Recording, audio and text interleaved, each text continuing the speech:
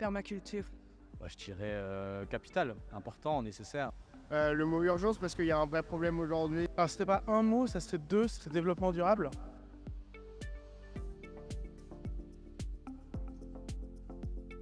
Le déséquilibre des matières premières et le déséquilibre de l'utilisation des matières premières. Je dirais l'homme, l'industrie. Il y a le numérique, le cheptel animaux, je crois qu'il représente une partie assez importante en termes de volume. C'est des choses sur lesquelles on a peut-être le moins de marge de manœuvre aussi. Les dérives de l'art industriel, ne pas prendre en compte les limitations des ressources.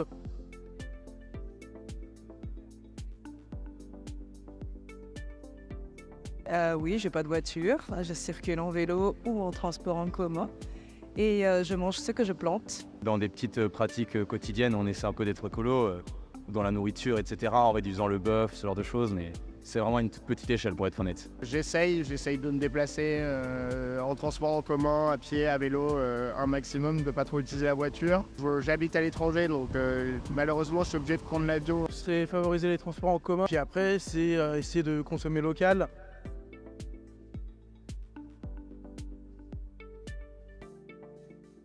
Anxieux, oui. Non, parce que je ne me sens pas concernée puisque j'agis dans le sens de l'écologie et je ne suis pas seule. Ah oui, vraiment, vraiment, mais un peu impuissant aussi.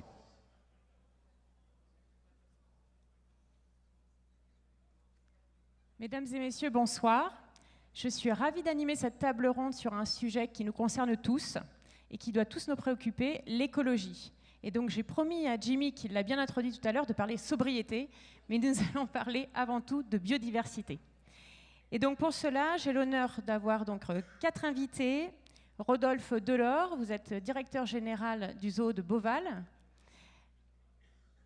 Kalina Raskin, vous êtes directrice générale de Sibios, ingénieure en physique-chimie. Vous êtes aussi docteur en biologie et spécialisée en biomimétisme. Max Orville, député européen représentant de Mayotte. Et évidemment, Sarah. Représentant de la... Pardonnez-moi, mais vous allez parler de Mayotte. Et Sarah El Haïry, donc secrétaire d'État en charge de la biodiversité. Nous allons aussi avoir 2 témoignages, celui de Catherine Chabot, qui est navigatrice et députée européenne, et Salomé Fontaine-Garcia, viticultrice dans l'Aube, qui nous rejoindra tout à l'heure. En introduction, je voudrais poser le cadre en quelques chiffres. Le processus de réchauffement climatique s'est accéléré depuis un siècle. La Terre s'est réchauffée de 1,1 degré en moyenne. Évidemment, ça a un impact direct sur nos écosystèmes, sur les espèces animales et végétales. C'est 75% de la surface terrestre qui est altérée de manière significative. C'est 1 million d'espèces qui sont menacées d'extinction, soit 25% des espèces. Donc, loin de moi l'idée ce soir de débuter ces universités de rentrée avec un message pessimiste, mais pour agir de manière adaptée, il faut être réaliste. Maintenant, ce soir, je vais passer la parole à nos intervenants et on va parler des solutions et on va parler d'espoir. Donc, Monsieur Delors, je vous passe la parole. Bon, merci de m'avoir invité. J'ai l'honneur de commencer. Merci Madame la députée, Madame la ministre. Ça peut peut-être surprendre d'inviter un directeur de parc zoologique. En effet, je suis directeur président du Zooparc de Beauval. Le Zooparc de Beauval est connu pour ses pandas. Nous recevons 2 millions de visiteurs par an. Je suis aussi président de l'Association nationale des parcs zoologiques français. Plus de 100 parcs zoologiques dans une 60aine de départements de France et d'outre-mer. Et je suis président de mon association de conservation bovin et nature. Et j'ai repris aussi la présidence d'une association au Congo que nous gérons depuis plusieurs années. Les parcs zoologiques, pour moi, il y a plusieurs grandes missions des parcs zoologiques. Nous sommes des lieux de découverte. Nous sommes souvent le premier voyage vers la nature, vers le monde sauvage, vers la biodiversité pour des enfants, pour des familles souvent déconnectées du monde de la vie sauvage, des enfants, des familles souvent vivant dans des lieux urbains. Et c'est chez nous, souvent en parc zoologique, qu'ils peuvent apprendre à découvrir ces espèces extraordinaires et apprendre à les protéger.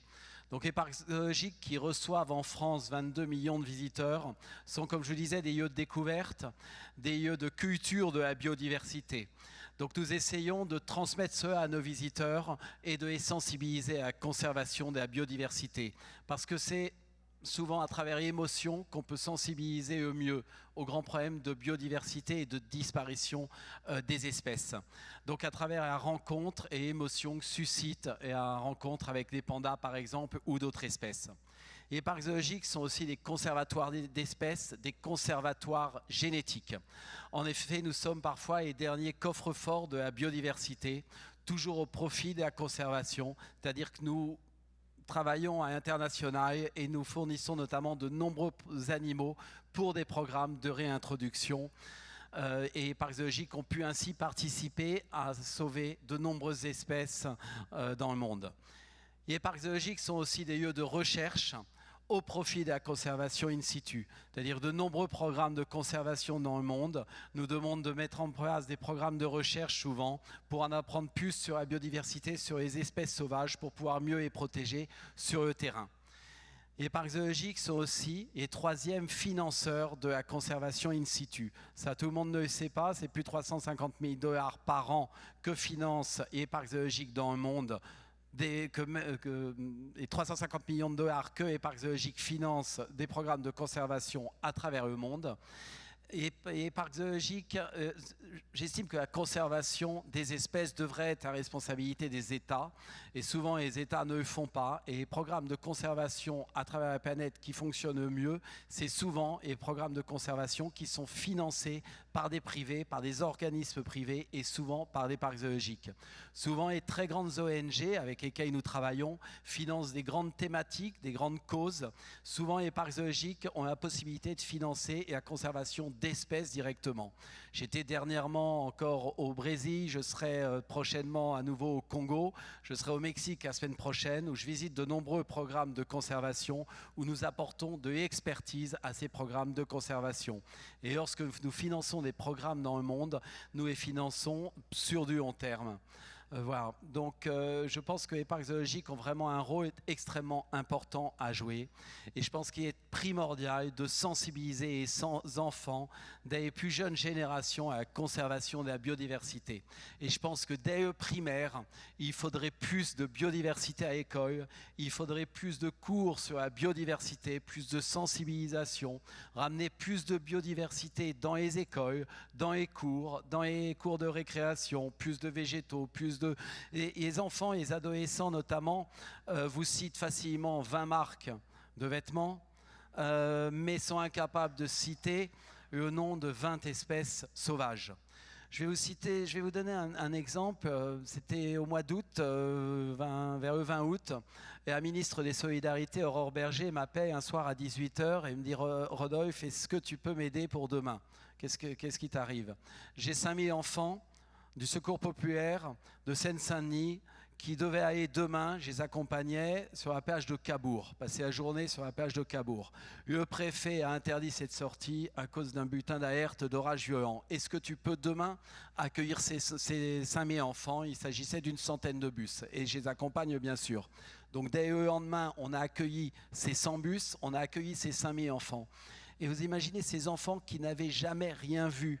J'ai beaucoup échangé avec eux, qui n'avaient jamais rien vu que pied de leur tour, qui avaient vu peut-être parfois quelques animaux domestiques, peut-être des pigeons, mais qui n'avaient jamais rencontré un animal sauvage. Et voir ces enfants, ces yeux émerveillés à la rencontre des pandas, de tigres, d'éléphants, de lions ou d'autres animaux, c'était absolument extraordinaire. Et je pense qu'ils auront de cette visite, à travers notamment nos ateliers pédagogiques, toutes les animations que nous réalisons dans le parc, je pense qu'ils auront retenu quelque chose et au moins ils auront quelque chose à raconter à l'école, à la rentrée, alors que les autres enfants étaient souvent allés en vacances. Voilà, donc je pense que cela fait aussi partie des missions des parcs zoologiques. Voilà, mais pour terminer, je pense qu'il faut vraiment ramener de la biodiversité dès le primaire, dans les écoles, beaucoup plus de cours de biodiversité, beaucoup plus de sorties nature et dès le plus jeune âge.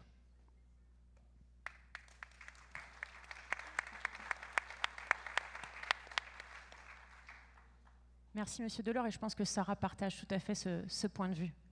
Madame Raskin, vous allez nous parler de biomimétisme.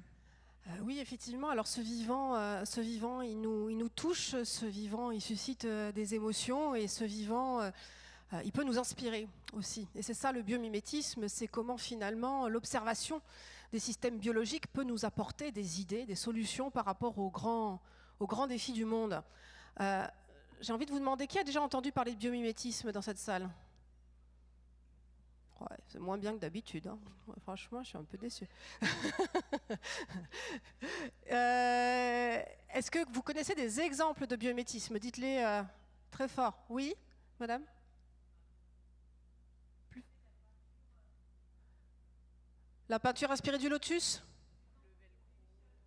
Des lucioles. Alors la peinture des lucioles, celle-là, je la connais pas. Donc effectivement, il y a des gens qui s'intéressent à la façon dont les lucioles fabriquent de la lumière pour essayer, nous aussi, de fabriquer de la lumière de façon complètement alternative au processus conventionnel. Vous parliez tout à l'heure, j'ai cru, de peinture inspirée du lotus. Dans la plupart des jardins botaniques, vous pourrez trouver des feuilles de lotus. Hein, c'est pas le nénuphar. Le lotus, ce sont ceux qui ont les longues tiges qui sortent de l'eau avec des grandes feuilles rondes. Si vous jetez de l'eau dessus, ça déperle. Donc c'est une surface extrêmement déperlante, beaucoup plus déperlante que la plupart des vêtements que vous pouvez trouver, ou des surfaces industrielles que vous pouvez trouver. Et c'est fabriqué avec des matériaux largement abondants, c'est entièrement biodégradable. Et donc ça a inspiré des fabricants de peinture pour faire effectivement des peintures. D'autres exemples? Ah, le train. Donc c'est bien, on a tous les grands classiques, c'est super, merci. Donc le train, effectivement, donc il y a certains trains, notamment en zone montagneuse comme au Japon, qui vont extrêmement vite, hein, donc le Shinkansen, quand ils traversent des tunnels à grande vitesse. En fait, c'est comme si vous essayez d'enfoncer un bouchon dans un espace à très grande vitesse. Eh bien, ça génère des frottements, ça génère des vibrations, ça génère du bruit. Donc non seulement c'est désagréable pour les passagers, et puis en plus vous perdez en efficacité énergétique. Et donc il se trouve que parmi les ingénieurs, il y avait un ornithologue, donc un passionné d'oiseaux, et qui s'est dit finalement, d'un point de vue de la physique, c'est à peu près le même problème qu'un oiseau qui devrait passer finalement de l'air à l'eau. C'est à peu près, le franchissement de la barrière du tunnel, c'est à peu près le même phénomène physique. Et donc cet ingénieur a proposé de redessiner le nez de ce train en s'inspirant du profil du bec du martin-pêcheur. Hein, donc le martin-pêcheur qui est capable de rentrer à grande vitesse dans l'eau sans faire de turbulence, donc avec une très bonne pénétration dans l'eau, sans remous, de façon à ne pas effrayer les poissons. Donc il s'est inspiré de ça. J'ai entendu le velcro. Alors ça, c'est évidemment quelque chose que tout le monde connaît, que vous avez tous plus ou moins sur vous ou dans vos objets. Et effectivement, ça, c'est une inspiration issue du vivant, issue de l'observation, vous savez, de cette stratégie qu'on a chez pas mal de plantes, d'être transportées par le poil des animaux. Vous savez, ces petites boules qui s'accrochent à vos chaussettes en été, le velcro, ça ressemble quand même sacrément au scratch, c'est exactement ce système-là qui a inspiré le velcro. Velcro, c'est la contraction de velours et crochet, velcro, et donc c'est ce système-là qui a effectivement inspiré à l'époque Georges de Mestral. Donc tout ça pour dire qu'effectivement, c'est ça le biomimétisme, c'est de se dire finalement par rapport à toute une série de problématiques, qu'elles soient techniques et ou organisationnelles et ou sociétales, eh bien le vivant a probablement trouvé des solutions. Et alors il a trouvé des solutions, pourquoi? Parce que, il est évidemment dans le même environnement que nous, qu'il a subi maintes et maintes contraintes, et surtout que ça fait bien longtemps qu'il est sur Terre, et que par essai-erreur, au cours de l'évolution, il y a des stratégies qui ont été sélectionnées. La vie sur Terre, c'est combien d'années? La vie est apparue sur Terre il y a combien d'années, à peu près, en ordre de grandeur? J'entends 500 millions. J'adore faire cet exercice parce qu'en général, les gens n'ont pas la réponse. Et c'est quand même l'histoire la plus fondamentale. Hein. C'est notre histoire d'espèces biologiques. C'est quand même notre histoire la plus fondamentale, bien avant l'histoire contemporaine, l'histoire nationale, etc. C'est quand même notre histoire la plus fondamentale. 4 milliards d'années. 4 milliards d'années. En ordre de grandeur, parce que c'est des chiffres qu'on a du mal à se représenter. Si vous faites un Guidel-Marseille, c'est 4 km. L'apparition de l'humanité, 200 à 300 000 ans, c'est vous marchez jusqu'au fond de la salle. C'est ça, le fond de la salle versus Guidel-Marseille. C'est ça que ça veut dire, l'humanité. Et évidemment, l'ère industrielle, on reste sur la Seine. Donc c'est ça les ordres de grandeur dont on parle en termes de temporalité. Donc le vivant, il a eu le temps par essai-erreur de largement tenter et de se sophistiquer au fur et à mesure sur toute une série d'enjeux sur lesquels on va revenir. Combien d'espèces nous entourent aujourd'hui ? À peu près, pas d'individus, hein, d'espèces. On a combien de cohabitants sur Terre? Enfin, voilà, une question un peu, pareil, un peu triviale. 10 millions. À minima 10 millions. Hein. Et encore, ce sont des estimations. Aujourd'hui, ces estimations, on les fait grâce à des échantillons dans les environnements qu'on arrive à explorer. Et à partir de ceux qu'on arrive à compter dans les environnements qu'on explore, eh bien, on extrapole et on se dit il doit y en avoir à minima 10 millions. Sur ces 10 millions d'espèces qui nous entourent, a priori, minimum, il n'y en a que 2 millions qui sont étiquetées par du naturaliste. C'est-à-dire, on sait que voilà, cette espèce-là est différente d'une autre qu'on a préalablement identifiée. Parmi ces 2 millions, il y en a quelques milliers qui sont étudiés par les biologistes et à peine quelques dizaines qui sont étudiés du point de vue de ce qu'on appelle le biomimétisme et la bioinspiration. Donc ce biomimétisme, c'est réellement un Eldorado qu'il y a devant nous. Pour vous donner des idées de pourquoi c'est pertinent aujourd'hui et maintenant d'accélérer sur cette recherche en biomimétisme, si vous regardez un petit peu le cahier des charges opératoires du vivant, si vous regardez dans le domaine de l'énergie, le vivant, il fonctionne à 90% en entrée, à 99% en entrée sur l'énergie solaire. Il est décentralisé. Il utilise le carbone comme ressource d'énergie. Donc finalement, par rapport au plus grand défi de l'énergie, le vivant, il a déjà su répondre à ça. Le vivant, il fabrique toute une série de matériaux. Allez vous balader dans la nature, vous allez voir, il y a toutes les couleurs, toutes les natures de résistance, les différentes propriétés à l'eau, la résistance mécanique, etc. Vous avez plein de propriétés dans les matériaux biologiques. Et pourtant, ils sont donc des propriétés tout à fait intéressantes pour toutes nos industries. Et pourtant, ils sont fabriqués à température et pression ambiante, avec une palette d'atomes, donc de matière, qui est largement abondante à proximité dans l'air, dans l'eau, dans le sol. Donc les carbones, l'hydrogène, l'oxygène, l'azote, le phosphore, le soufre. 5-6 éléments maximum utilisés pour faire toute la palette des matériaux biologiques que vous avez. Comparez ça par rapport au tableau des éléments et à la richesse des matériaux que notre industrie utilise. Donc le vivant, il a cette capacité de faire des choses extrêmement sophistiquées à partir d'une palette de départ qui est très simple. Donc on parlait tout à l'heure des enjeux de la sobriété. La sobriété est un enjeu de survie pour n'importe quelle espèce vivante, l'être humain y compris, et ce que nous sommes en train de traverser nous en fait la démonstration. Un autre exemple dans le domaine du numérique et de la gestion de l'information unisignale dans une société qui se digitalise de plus en plus, eh bien, il y a des simulations qui montrent que si on devait stocker le savoir de l'humanité entière, aujourd'hui stocké dans des serveurs, dans de l'ADN, eh bien, tout ça tiendrait dans une brique de lait, dans 1 kg d'ADN.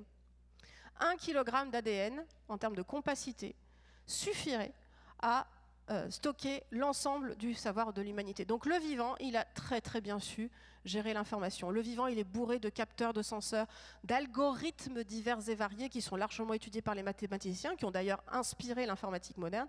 Mais voilà, tout ça, on a oublié que finalement, ce vivant qu'on a autour de nous, qu'on a sous les yeux, nous apporte clairement une trajectoire alternative par rapport à la trajectoire que notre humanité a empruntée. Et je finirai juste par donner quelques exemples de très belles initiatives françaises qui illustrent là récemment la façon dont on peut faire du biomimétisme, parce que là tous les exemples que vous avez cités, ce sont des exemples un petit peu classiques qui datent un peu et qui viennent du monde entier, mais on a en France des compétences remarquables. Je vais commencer par un Breton qui s'appelle Franck Zal et qui a développé une stratégie pour venir lutter notamment sur la problématique des greffes et de la conservation des greffons. Franck Zal est quelqu'un qui est donc un océanologue et qui a travaillé pendant des années sur des vers marins qui vivent dans les grands fonds. Et puis, depuis quelques années, il s'est spécialisé sur un ver que vous verrez tous sur les plages bretonnes. Vous savez, ce sont ceux qui font les petits tortillons de sable. Eh bien, ces petits vers-là, ils ont la capacité de stocker énormément d'oxygène dans leur hémoglobine, à peu près 40 fois plus d'oxygène que l'hémoglobine humaine. Mais ce qu'a découvert Franck, c'est que cette hémoglobine, non seulement elle stocke 40 fois plus d'oxygène, mais elle est compatible avec l'homme, elle est universelle. Et donc, il a développé tout un système aujourd'hui d'extraction, demain peut-être d'imitation de cette hémoglobine, pour pouvoir développer un système de conservation des greffons à température et pression modérée. Un peu plus au nord, vous avez Il Énergie qui a développé une hydrolienne qui s'inspire finalement du mouvement ondulatoire et non pas des turbines rotatives pour récupérer l'énergie des courants marins. L'intérêt de cette technologie, c'est qu'elle permet de travailler y compris à faible courant, donc proche des côtes, dans les fleuves, qu'elle est avec un bien moindre impact sur la biodiversité. Et puis, je vous parlais tout à l'heure de l'ADN. On a une entreprise française, une des pionnières au monde, qui est en train de développer un système de stockage de l'information, justement, sur ADN. Donc, on a toutes les compétences en France. On a de très belles startups.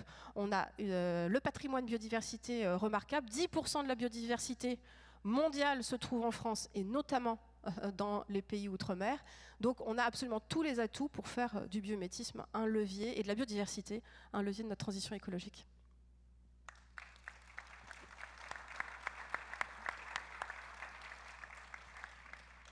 Merci Madame Raskin, merci d'avoir rappelé l'échelle de temps, ça nous invite à beaucoup d'humilité et merci pour ces messages très positifs. Monsieur Orville, alors Martinique ou Mayotte, on va parler des Outre-mer et de la richesse de cette biodiversité. Oui, merci beaucoup. Avant de débuter mon propos, je voudrais juste donner une information pour rebondir sur l'intervention de Monsieur Delors, pour dire qu'au niveau du Parlement européen, j'ai déposé tout à fait récemment un amendement pour que les activités liées au changement climatique et à la biodiversité soient intégrées dans les programmes scolaires. Donc, c'était pour vous dire qu'on tient compte et on a bien pris en compte cette nécessité.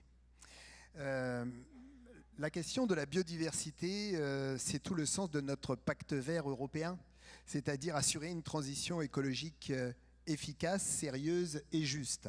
Stopper les effets néfastes du changement climatique, à la fois sur les citoyens, mais aussi sur la faune et la flore. Et à ce sujet, vos députés européens sont particulièrement mobilisés sur ce sujet.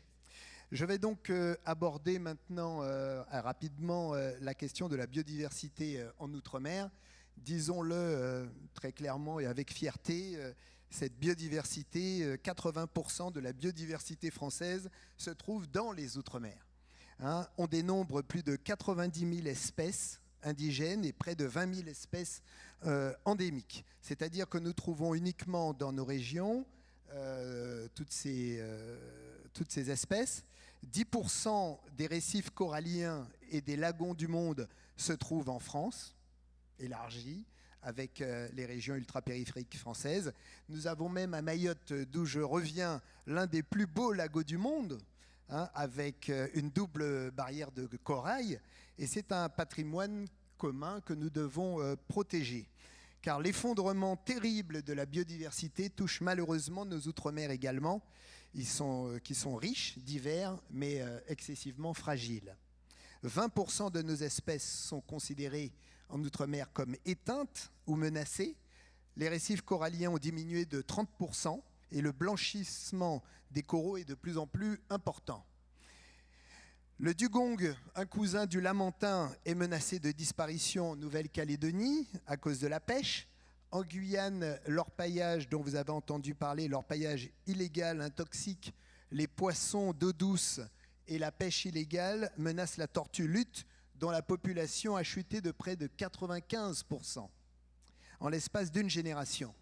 Pourtant, des solutions existent pour préserver des espèces particulières ou bien avec une vision plus globale. En 2021, la première stratégie nationale pour les aires protégées marines et terrestres a été adoptée. Sur les 11 parcs nationaux, 4 sont situés dans les Outre-mer, dont celui de Guyane, qui est le plus grand du pays.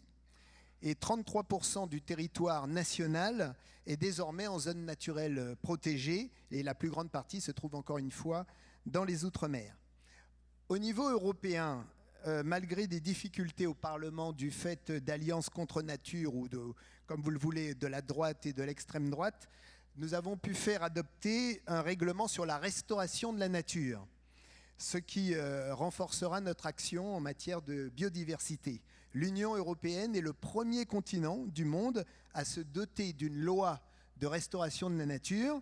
Cela veut dire que nous allons aller plus loin que la protection des écosystèmes existants.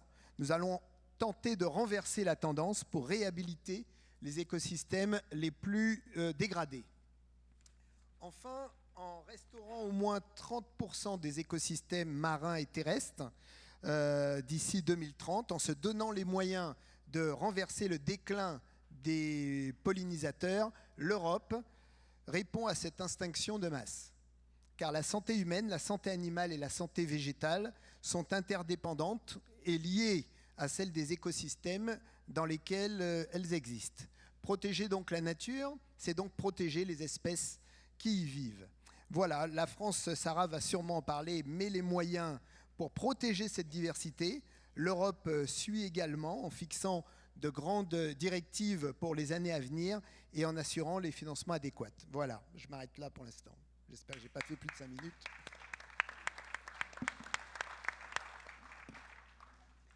Merci, Monsieur Orville. Effectivement, le contexte est douloureux parfois, mais on voit que la biodiversité peut se régénérer et c'est un message d'optimisme.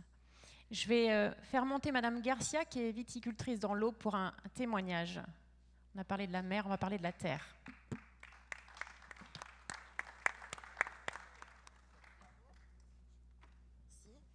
Bonsoir à tous.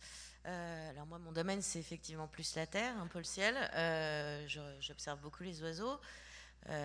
Alors ça, c'est une échelle très locale. On a parlé global, national, européen. Alors sur une échelle très locale, moi, je veux apporter un message d'espoir. J'ai constaté personnellement la baisse de la population de certaines espèces d'oiseaux.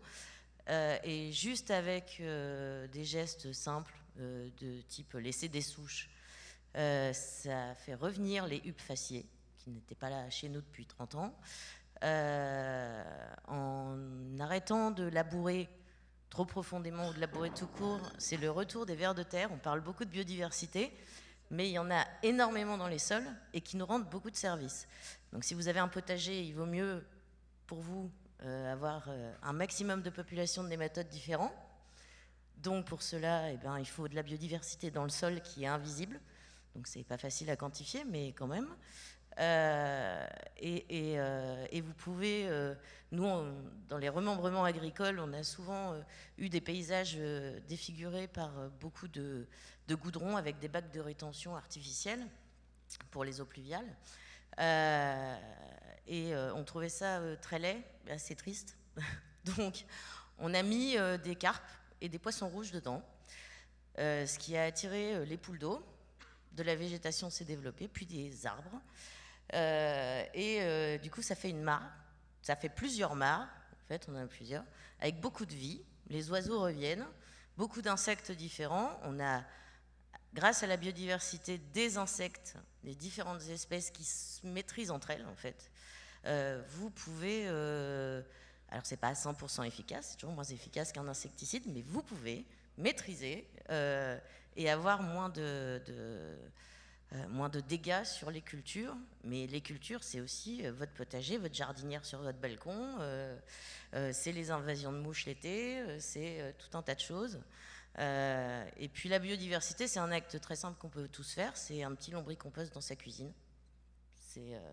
C'est utile, ça fait du déchet trié, traité, ça fait de l'engrais.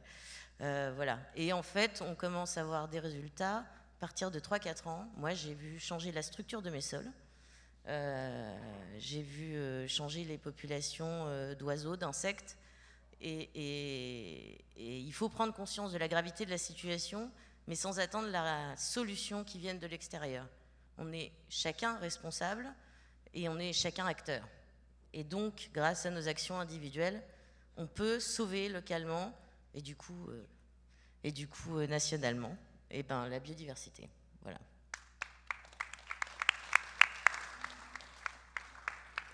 Merci pour votre témoignage. Chère Sarah, le président de la République a présenté cette semaine le plan de la planification écologique. Tu vas nous parler de la stratégie nationale biodiversité. Merci beaucoup Anne-Laure. Il se trouve qu'en préparant nos retrouvailles et ce guidel, avec Maud m'a posé une question assez claire.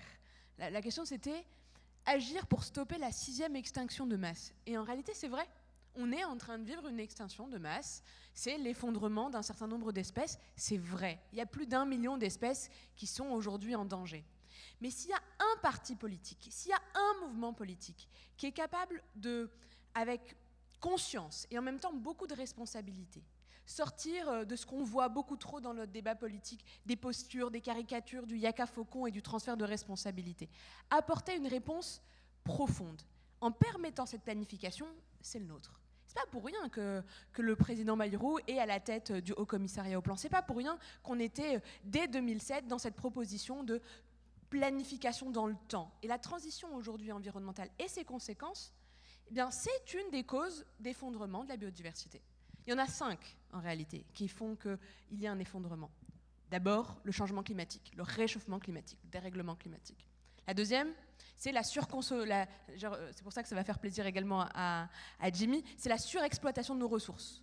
Quand je dis ça, c'est nos ressources dans le sol, c'est l'eau, c'est toutes les ressources que la Terre nous donne. Donc il faut se poser la question de cette sobriété.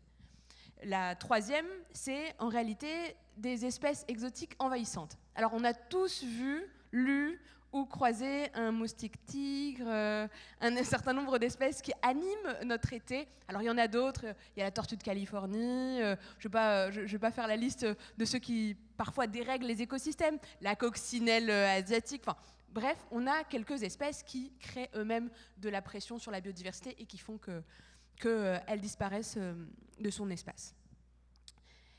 La quatrième, c'est l'artificialisation des sols. C'est une réalité. Et là, madame, vous avez raison, la qualité des sols, elle est essentielle. Alors, c'est plus facile, et je suis sûre que Rodolphe ne dira pas le contraire, c'est plus facile de mobiliser une communauté, une société, quand on a une espèce exceptionnelle. Évidemment, le panda, mais pas que, parce que c'est beau, parce que c'est grand, parce que ça nous fait rêver. Mais la qualité de nos sols, la qualité de ces espèces qui sont en réalité nécessaires, on ne la voit pas. Alors parfois on me dit, s'il y avait une mesure hyper importante, on ferait quoi? Alors du coup, c'est pas très sexy, mais je dis, ah ouais, l'artificialisation des sols, et je sais que c'est beaucoup de débats avec les élus locaux, mais la question du zéro artificialisation des sols, c'est une avancée majeure. Et notre majorité, aujourd'hui, elle le porte, c'est la division par 2. Et c'est pour ça que c'est essentiel. Mais on ne le voit pas, parce qu'on voit moins ce qui se passe dedans, mais c'est essentiel. Et puis, face à tout ça, quand on prend un peu de recul, on se dit, bon, ça peut être très anxiogène de se dire il se passe tout ça dans notre planète. Mais la réalité, c'est que dans cette planification, il y a 2 combats qui sont jumeaux. Le combat pour baisser les gaz à effet de serre, absolument essentiel, et que nous menons, moins 55%. C'est un enjeu essentiel, mais de l'autre côté, le combat jumeau, c'est la lutte contre l'effondrement de la biodiversité. Parce que dans le fond, quand on ne combat pas le changement climatique, on fait accélérer l'effondrement, mais surtout, et c'est là où c'est fort, la biodiversité a en elle les solutions face au changement climatique. Et je vais vous donner des exemples très concrets. Quand, dans notre quotidien, eh bien, on fait une renaturation de cours d'école, et donc on enlève le goudron de la cour, on replante des arbres, eh bien, en réalité, on permet au sol d'être moins imperméable, de faire que l'eau repasse, l'eau de pluie passe dans les nappes phréatiques, mais on protège aussi, en réalité, les plus fragiles. Et donc les plus fragiles, c'est qui? C'est nos enfants. C'est les enfants de l'école publique qui, pour certains, n'ont pas la possibilité, ou les familles n'ont pas la possibilité de les mettre dans des établissements peut-être privés avec, pour le coup, des structures ou de climatisation ou autres. 10 degrés d'écart entre un espace qui est végétalisé et un espace qui ne l'est pas. Et c'est là où, parfois, ce qu'on entend dans le débat public est trop caricatural. L'opposition entre accompagnement de la transition écologique, environnementale, et en réalité la question sociale ou la question de l'inflation. Ça va ensemble, ça va totalement ensemble. Et donc si on pousse la réflexion jusqu'au bout, on a aujourd'hui dans la situation politique, malheureusement, des partis politiques, je pense évidemment aux Verts ou à l'extrême gauche, qui ont essayé de faire de l'écologie une sorte de fonds de commerce, comme si personne d'autre n'avait le droit de s'en préoccuper ou de s'en parler. Personne. On ne serait jamais suffisamment quelque chose. La réalité, c'est qu'ils radicalisent. Ils radicalisent le débat. Alors même que s'il y a un sujet qui doit être ultra consensuel, qui est fondamentalement un bien commun, c'est celui de la biodiversité, c'est celui de cette transition. Elle doit être responsable, elle doit être juste. Mais pour ça, il faut la rendre accessible. Et donc, il faut un accompagnement, mais un accompagnement de tous. Des citoyens, au quotidien. Je pense à la rénovation des logements, je pense à la question également de l'accompagnement des voitures. Je vais donner un exemple très simple pendant la planification. On s'est tous dit, Mais alors, qu'est-ce qu'il faut faire face à cette explosion du prix du carburant? On voit tous qu'il y a des gens qui ont besoin de leur voiture pour aller travailler. C'est une évidence. Et tout le monde aimerait qu'on puisse changer de voiture, mais tout le monde n'a pas les moyens de le faire. C'est ça la réalité. Donc il faut plusieurs types de réponses. Il faut d'abord permettre à ceux qui ont besoin de leur voiture et qui n'ont pas les moyens de la changer, eh bien un chèque carburant, parce que c'est notre devoir social de le faire. Il faut permettre à ceux qui ont peut-être les moyens d'acheter une nouvelle voiture, mais pas suffisamment, qui seraient moins consommatrices et donc avec moins de dépendance, d'y accéder. C'est les aides à la conversion, ça va jusqu'à 7 000 €. Et puis, il y en a d'autres qui n'ont pas le reste à charge pour changer de voiture, mais peut-être un petit peu de moyens pour quand même essayer de moins dépendre du carburant. C'est les voitures avec le leasing à 100 €. Il n'y a pas une seule réponse. Il y a une multitude d'accompagnements en fonction des situations. Mais pour ça, il faut aussi, en réalité, une réponse économique plus large et prendre la réindustrialisation en marche et une réindustrialisation beaucoup plus durable. C'est ce que nous sommes en train de faire entre Dunkerque et Calais avec, par exemple, l'installation d'un certain nombre d'industries autour de la batterie. Pourquoi je vous parle de tout ça quand je parle de biodiversité? C'est que pour beaucoup, vous savez, la biodiversité, soit c'est très beau, et donc on parle des forêts, des belles espèces qui nous font rêver, soit c'est le sujet qui va bloquer des grands ouvrages, bloquer des grandes infrastructures. Et quand on me voit arriver, alors il y en a certains qui sont heureux et d'autres qui disent « Oh là là, c'est mal barré ». Mais pas du tout. Je ne comprends pas, moi, ce regard d'anxiété. Profondément, il y a des solutions qui sont possibles. Et c'est pour ça que, pour y répondre, on a, et à soutenir la transformation des modèles économiques, j'étais la semaine dernière à New York, on a un quart d'heure d'avance, la France. Nous avons porté ce qu'on appelle la TNFD. C'est une nouvelle norme de réponse extra-financière pour obliger un certain nombre d'entreprises, avec la CSRD, qui est aussi en réalité le fruit de discussions européennes et qui va être transposée en France d'ici la fin de l'année, pour que chaque épargnant, chaque entreprise puisse dire quel est son impact sur la biodiversité, comme on le fait sur le climat. Mais pourquoi la biodiversité elle a du retard? Parce que ça rentre moins dans les tableurs Excel. C'est plus facile de calculer la tonne carbone que de voir quel est son impact sur l'eau, sur la quantité d'eau consommée, sur la qualité de l'eau dans nos sols. Mais est-ce qu'on sait faire quelque chose si on n'a plus d'eau? Bien sûr que non. Évidemment que non. Et donc dans cette stratégie nationale biodiversité, moi je suis très fière parce qu'elle porte en elle d'abord la valeur de la parole donnée de la France dans les engagements internationaux. C'est le fruit de la COP. La France a porté dans les accords de Cunningham-Montréal la nécessité que chaque pays fasse une stratégie nationale. Alors nous, on l'a faite. Et je vais être hyper rapide pour laisser le temps aux questions. Mais elle a trois enjeux essentiels. La première, c'est stopper l'effondrement. Comment on fait ça? Zéro artificialisation des sols. La loi, elle est nécessaire, elle doit être accompagnée. Mais on doit aussi protéger un certain nombre de territoires. 30% de zones protégées dans notre pays. 10% de zones très fortement protégées. Les 30%, on les a atteints. C'est très bien. Mais les 10%, on n'y est pas encore. On est même très très loin. La question, c'est pas uniquement sur les terres et dans les mers. Parce que pareil, on parle de la biodiversité terrestre parce qu'on la connaît, mais la biodiversité marine, on pourrait prendre le temps de la regarder, de la préserver. Moi, j'ai été très heureuse qu'un de mes premiers déplacements, c'était la réserve des 7 îles et le fait de multiplier par 70 son espace. Et en réalité, quand on arrive à faire autant de consensus, eh bien, on trouve les réponses nécessaires pour permettre à des espèces qui avaient disparu de revenir. Le macaremoine avait disparu. On l'avait beaucoup chassé pour d'abord sa chair, pour ses œufs. Il est revenu. Le castor, alors c'est plus commun, mais le castor, pendant longtemps, on en a fait des écharpes et des chapeaux. Et puis un jour, on a décidé qu'il fallait le protéger. Et en le protégeant, eh bien, il est réapparu et c'est devenu l'architecte, en réalité, de nos fleuves. Toujours sur la stratégie nationale biodiversité, mais en étant plus synthétique, puisque je vois Anne-Laure qui veut tenir le timing. Donc, d'abord, on arrête un certain nombre, mais on pose des questions de sobriété. Moins 10% de consommation d'eau. Moins 10% de consommation d'eau chez les industriels. Et ils peuvent le faire. Il y en a un certain nombre qui le font déjà. Mais également au sein de notre agriculture. Et donc, comment on accompagne ces agriculteurs dans cette transformation? Et nous, en tant que particuliers, comment on fait? En tant que collectivité, comment on fait? En installant du télécomptage, comme ce qu'on a avec l'électricité. On peut le faire puisqu'on l'a fait avec l'électricité. Aujourd'hui, il suffit de regarder sur Vigio, qui est un outil qui nous permet de dire quelle est la consommation qu'on peut avoir. Cet été, il y a eu plus de 200 communes. L'année dernière, 700 communes qui n'ont pas eu d'eau potable au robinet. En France. métropolitaine.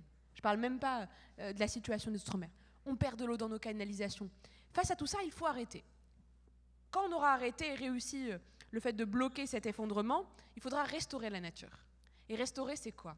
1 million d'arbres à planter, 50 000 kilomètres de haies qu'on pourrait planter, une éducation de nos plus jeunes générations avec le passage de 1000 à 18 000 aires éducatives où les écoles, les enfants vont se ressaisir de notre patrimoine.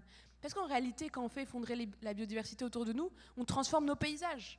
On transforme en réalité nos chemins, la beauté des lieux dans lesquels on vit. Et le pire, c'est quand parfois on a des grands-parents qui disent « Ah mais enfin, à l'époque, il y avait ça. » Et puis c'est un oiseau ou c'est une mare. Et puis il n'y a plus. Ou je grimpais dans l'arbre, ben, enfin, il n'y en a plus. Ça s'appelait des haies. Il n'y en a plus. Et donc là, l'idée, c'est comment on refait tout ça. Donc restauration. Et pour ça, enfin, eh bien, il faut des moyens qui sont importants. Je pense évidemment au budget et j'espère que les parlementaires et surtout ceux de notre famille politique vont être ambitieux sur le budget de la biodiversité et plus largement de la transition. Ces moyens, c'est quoi? C'est 40 milliards d'euros sur cette loi de finances. C'est un budget qui est historique. 1 milliard rien que pour la biodiversité, 475 millions pour l'eau, plus de 400 millions pour spécialement la stratégie nationale biodiversité, avec cette nécessité de protéger ce qu'on voit et ce qu'on ne voit pas, des grandes espèces, en s'appuyant sur tout le monde. Parce que s'il y a un enjeu qu'on réussira jamais à faire tout seul, nous, en tant qu'État, en tant que gouvernants, c'est de se dire, on fait une trajectoire et puis on la déploie. On a besoin en réalité des solutions d'ingénierie, des solutions de biomimétisme, des solutions basées sur la nature. On a besoin en réalité des acteurs qui préservent des espèces. On a besoin d'agriculteurs qui témoignent et qui racontent que bien sûr que ce n'est pas un effondrement. Je n'ai jamais ressenti autant d'espérance que depuis que j'ai eu la chance d'avoir cette nouvelle mission, parce que profondément, un chemin existe, il existe si on réunit autour de la table l'ensemble des acteurs et notre famille politique, parce qu'elle est consciente et responsable et capable de le faire. Mais ça veut dire qu'il faut être au rendez-vous, en rendez-vous d'un moment historique, je crois, en tout cas pour l'humanité. Et si on est réunis ici, c'est qu'on peut y faire quelque chose.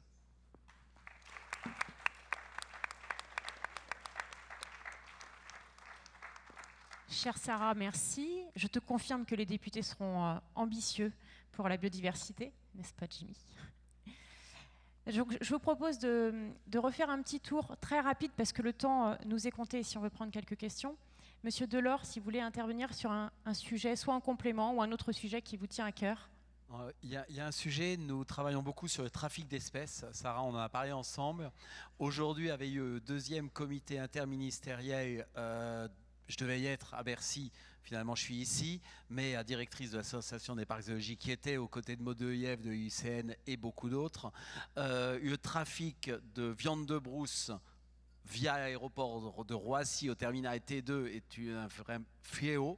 Alors c'est culturel aussi pour les Africains, mais c'est vraiment un fléau. C'est du trafic d'espèces, c'est de la santé. C'est de la santé humaine, c'est de la santé sanitaire. On a su mettre en place des mesures fortes pour lutter contre le Covid. On doit pouvoir mettre des mesures en place très fortes pour stopper, éradiquer ce trafic. Ce sont des dizaines de tonnes de viande de brousse qui sont saisies chaque année au terminal T2 de Roissy. Il y en a dans chaque valise. On était avec ta prédécessrice, Bérangère Couillard, l'autre jour à Roissy avec plusieurs parlementaires. Il n'y a pas une valise où il n'y a pas de la viande de brousse qui arrive d'Afrique. C'est du pangolin, c'est du singe boucané, c'est de l'oiseau, c'est du reptile. Donc c'est vraiment un sujet. Et nous sommes aussi un lieu de transit où certains trafics partent directement vers les pays asiatiques. Il y a aussi le sujet des trafics de cervales, par exemple, des petits chats africains qui sont élevés en fraude en France et croisés avec des chats, parce qu'on les appelle des savannas. C'est vraiment un trafic très important en ce moment, donc nous devons mettre les moyens en place pour lutter contre ces trafics. Très rapidement, je vais vous parler d'un de nos programmes de conservation. En effet, j'ai repris une association au Congo il y a maintenant 4 ans. 3500 hectares de forêt primaire au Congo, une association qui s'appelle Ape Congo. Au départ, c'était uniquement la réintroduction de chimpanzés victimes de trafic, chimpanzés orphelins au Congo. Maintenant, c'est un programme beaucoup plus large. Et notamment, il y a 1 an, on a mis en place un nouveau programme. On a 18 km de péage d'océan Atlantique. Et lorsque je suis arrivé là-bas, ces 18 km de péage étaient jonchés de bouteilles plastiques et de morceaux de plastique en tout genre. 5 espèces de tortues marines viennent pondre et venaient pondre au milieu de ce plastique. On a cherché des solutions. On a trouvé des filières de recyclage, on a mis en place des filières de recyclage de plastique à Pointe-Noire. Nous avons identifié un chef de village, nous avons identifié plusieurs villages, 3 villages, et aujourd'hui, ce chef de village, ces villageois sont payés pour ramasser les plastiques. Chaque semaine, nous ramassons 800 kg de plastique, et ça fait du volume, 40 tonnes en 1 an. Aujourd'hui, ces 18 km de péage ont été nettoyés en un an, et les tortues maintenant peuvent venir pondre que sur du sable et plus sur du plastique. Maintenant, nous entretenons ces péages au quotidien, et surtout, ce qui est positif, c'est que nous faisons vivre 3 villages, et en échange, vous êtes payé pour ramasser les plastiques, en échange, vous avez pu tuer les singes, vous avez pu braconner les singes pour nourrir votre famille. Il faut, dans ces villages, dans ces communautés, leur apporter des solutions et pas arriver en leur disant tout simplement « arrêtez de tuer les singes, arrêtez de tuer les gorilles pour eux manger ». Ils ont besoin comme tous de vivre, donc leur apporter des solutions alternatives. Et en plus, aujourd'hui, avant, ça ne les gênait pas de vivre sur des plages jonchées de plastique. Aujourd'hui, ces plages sont propres, ces Africains, ces Congolais sont fiers de leurs péages, ce sont leurs péages qui sont propres et ils sont fiers de ça. Donc voilà des projets qu'on met en place. On a aussi là-bas au Congo redécouvert les amantin depuis qu'on y est. Grâce à l'ADN environnemental, on prend une goutte d'eau et on sait qu'il y avait les amantin. On a posé des caméras, on a posé des enregistreurs acoustiques. On sait maintenant que ces amantins sont présents. Maintenant, on a des chercheurs qu'on a envoyés là-bas qui travaillent à l'étude de ces amantins pour travailler avec les villageois, avec les pêcheurs, pour mettre en place des solutions pour que les pêcheurs puissent continuer à pêcher tout en protégeant les amantins, voilà, éviter qu'ils se prennent dans les filets, etc. Enfin, je pourrais vous en parler des heures, mais des projets comme ça, on en a un peu partout sur la planète. On en a au Brésil pour les tatous géants. Les tatous géants, ils font un terrier tous les 3 jours. Si le tatou géant disparaît, il est nocturne, personne ne voit jamais. Mais s'il disparaît, donc tout le monde s'en fiche, il disparaît dans différence à plus totale, mais s'il disparaît, c'est 50 espèces qui vont disparaître derrière, parce que lorsqu'ils font un terrier, ensuite ils abandonnent ce terrier, et ce terrier est colonisé par une 50aine d'espèces. Donc on l'appelle architecte du Pantanal, une région du Pantanal qui est extraordinaire. Et bien maintenant, nous avons des biologistes qui travaillent avec les fermiers dans le Pantanal pour trouver des solutions pour pouvoir continuer à élever les bétails tout en protégeant les tatous géants qui sont les architectes du Pantanal. Voilà des projets qu'on met en place un petit peu partout sur la planète, et je pense que voilà, la nature a plein de ressources, et si on la protège, elle peut se régénérer extrêmement rapidement.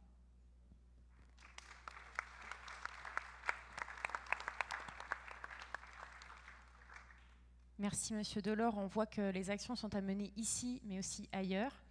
Et vous avez été, je tiens à reconnaître en fait votre engagement, vous avez été promu chevalier de la Légion d'honneur en janvier 2023, en reconnaissance pour votre engagement sur la cause animale, donc bravo pour cet engagement.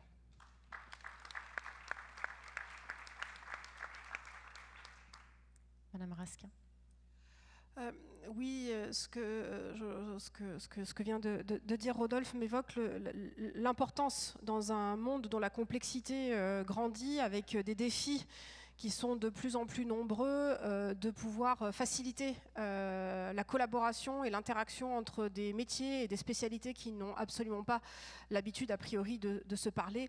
Et là en particulier, je vais revenir sur cette question de l'éducation. Alors pas tant des plus jeunes, alors ça je ne peux qu'être en phase avec le fait que nos enfants ne sont plus du tout suffisamment en lien avec la nature et qu'il se crée une déconnexion totale par rapport au vivant. Donc comment voulez-vous qu'après ces enfants se sentent concernés plus tard par ces aspects-là. Non, là, j'aimerais revenir vers quelque chose que j'ai commencé à percevoir moi-même dans mes études. J'ai 40 ans, je perçois encore plus aujourd'hui chez mes enfants, c'est finalement cette contradiction donc, avec cette complexité du monde d'une part, et puis l'ultra-spécialité vers laquelle on forme aujourd'hui nos enfants. Je vais parler en particulier des sciences que je connais mieux. Aujourd'hui, les sciences de la vie sont optionnelles à partir du bac. Comment est-ce que c'est possible et envisageable qu'en 2023, avec les défis qu'on a, l'effondrement de la biodiversité, on mette en option les sciences du vivant? Comment est-ce que c'est possible?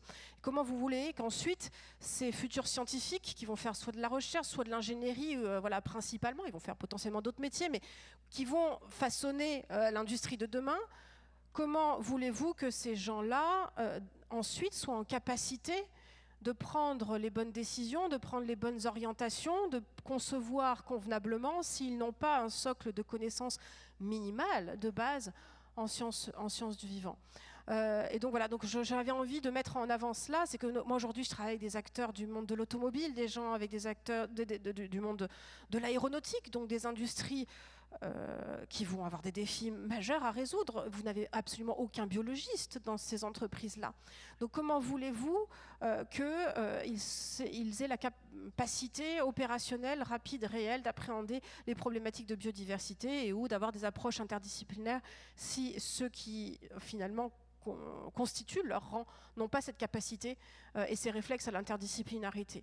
Voilà. Et moi j'ai eu la chance d'être éduquée dans une école d'ingénieurs qui avait de la biologie très loin dans le cursus et qui a été dirigée pendant plusieurs années par Pierre-Gilles de Gennes. Je pense qu'un certain nombre d'entre vous connaissent ce nom, hein, il a reçu le prix Nobel, et qui était absolument convaincu que pour pouvoir innover, il fallait pouvoir avoir des bases de connaissances dans une multitude de disciplines pour être en capacité de faire les ponts qu'on ne serait pas en capacité de faire, évidemment, si on est formé en silo. Et je considère personnellement qu'on silote beaucoup trop tôt aujourd'hui nos formations et qu'on a besoin de garder de la formation interdisciplinaire de haut niveau le plus longtemps possible avec les défis qui viennent.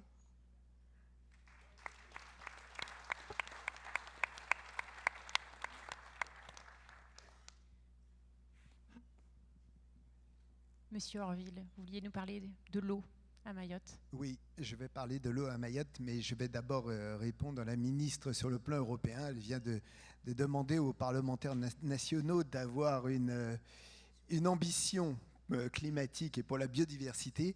Je voudrais dire que le programme LIFE, programme européen pour la biodiversité et l'environnement, pour la période 2021-2027, c'est 5,4 milliards. C'est-à-dire pour tous les projets publics ou privés. Donc je crois là encore que l'Europe soutient ta proposition et ta demande. Donc ça c'était pour la biodiversité. Alors on m'a demandé de faire une petite entrave à cette thématique de la biodiversité pour vous parler de la crise de l'eau à Mayotte. Je ne sais pas si vous savez de quoi il s'agit. Aujourd'hui, j'en reviens à Mayotte. Depuis mars dernier, l'île rencontre une sécheresse exceptionnelle et l'eau, la production d'eau, ne peut alimenter que 50% de la population. Aujourd'hui, les Mahorais, département français, subit des coupures d'eau qui vont entre 48 heures à 72 heures. Il n'y a plus d'eau, c'est lié depuis 20 ans à des erreurs certes politiques, manque d'anticipation, etc. Mais il y a un peuple là qui a besoin essentiellement d'eau. L'eau, nous avons à cet égard, et je voudrais le saluer, Philippe Vigier, nouveau ministre des Outre-mer et membre de notre famille politique, s'est véritablement débattu comme un beau diable pour amener de l'eau venue de la Réunion et de mettre en place des nouvelles infrastructures. Alors bien évidemment, ça va prendre du temps. Les Mahorais vont rester encore le mois d'octobre en grande souffrance, puisque les coupures vont atteindre 4 jours sur 5. C'est pour vous dire la difficulté. La protection civile est là. On essaye de rendre l'eau potable pour les rivières.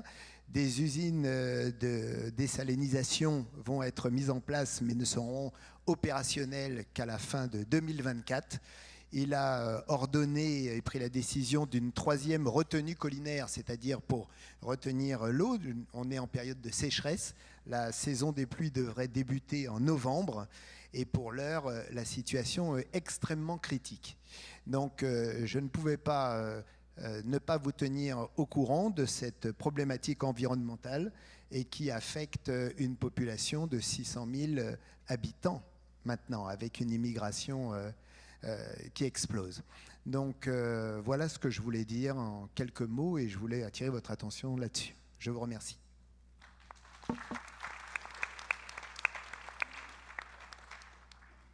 On va prendre maintenant une ou deux questions du public. Donc, je prends la première. Donc, à quel rythme doit-on planifier la sauvegarde de la biodiversité aujourd'hui pour sauver ce qu'il reste à sauver? Comment ne pas penser qu'il est trop tard? Il n'est absolument pas trop tard. En réalité, la planification, elle se fait aujourd'hui et pour demain.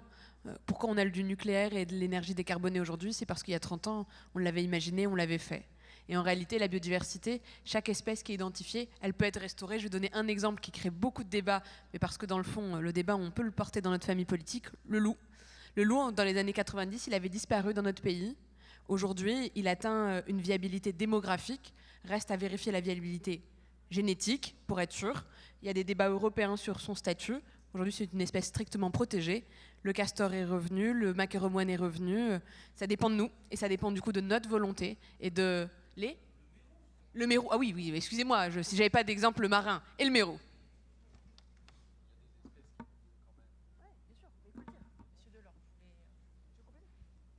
Je disais qu'il y a aussi des espèces qui vont beaucoup mieux. La cigogne blanche en France et beaucoup d'autres. Il faut pas avoir... Tout n'est pas négatif non plus. Il faut être positif et on peut encore restaurer la biodiversité et la nature. Alors, une question pour Mme Raskin. Comment favoriser le développement économique en passant par le biomimétisme et la défense du vivant? Alors, je ne suis pas sûre forcément de comprendre exactement le sens de la question, mais le biomimétisme, par le biais effectivement du développement de nouvelles solutions, qu'elles soient techniques ou qu'elles soient organisationnelles, peuvent permettre à l'économie de se transformer. Donc, elle n'est pas forcément... on ne parle pas ici de condamner l'économie, mais de plutôt une invitation à se transformer par le biais de l'inspiration des espèces biologiques. Alors j'ai parlé pas mal de techniques, mais je voudrais vous parler d'une entreprise que j'aime beaucoup, qui est l'entreprise Pocheco.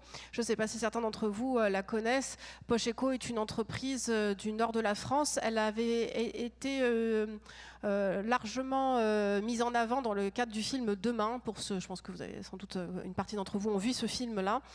Et donc Pocheco est une entreprise qui a entièrement en fait révisé le fonctionnement de son site industriel. C'est une entreprise, une PME, avec les enjeux de la vie économique d'une PME, et néanmoins qui a fait des investissements colossaux en faveur de la biodiversité, en faveur de la décarbonation de son industrie. Pourtant, c'est une industrie manufacturière, de gestion et recyclage intégral de toute l'eau de son industrie sur site.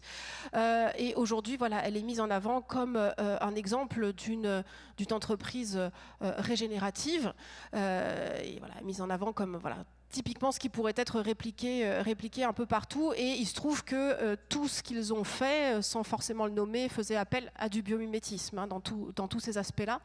Et donc ça montre que des entreprises sont en capacité, depuis l'innovation produit jusqu'à l'intégration de l'entreprise sur leur site industriel et leur territoire, à perdurer économiquement, prospérer économiquement par le biais de ce biomimétisme-là. Voilà une réponse possible à cette question.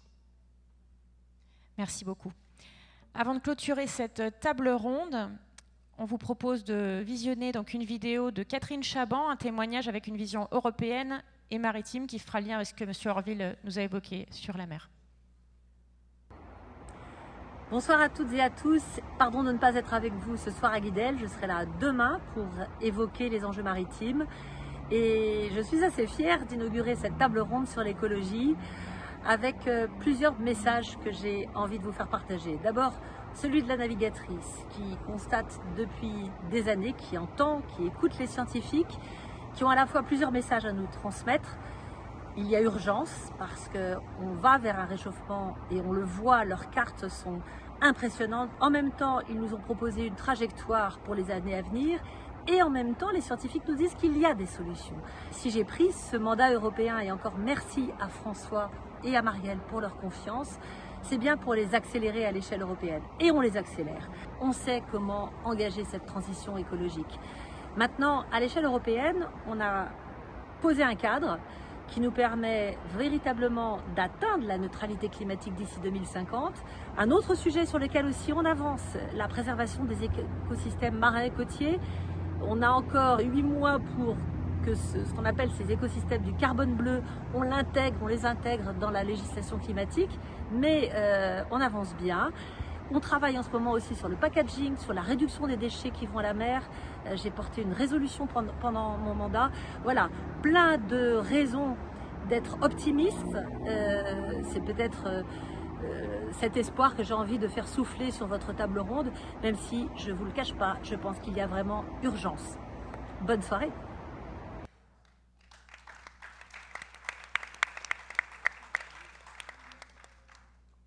Donc cette table ronde se termine. Je tiens sincèrement à remercier nos intervenants pour votre engagement, pour vos prises de parole, évidemment pour les questions du public et votre présence et votre écoute. Et j'aimerais reprendre une citation de Gilbert Keith Chesterton. « Le monde ne mourra jamais par manque de merveilles, mais par manque d'émerveillement. » C'est Madame Raskin qui me l'a soufflé et je la trouve assez juste. Donc n'oublions pas de nous émerveiller et faisons chacun notre part pour préserver ce monde. Bonne soirée à toutes et à tous.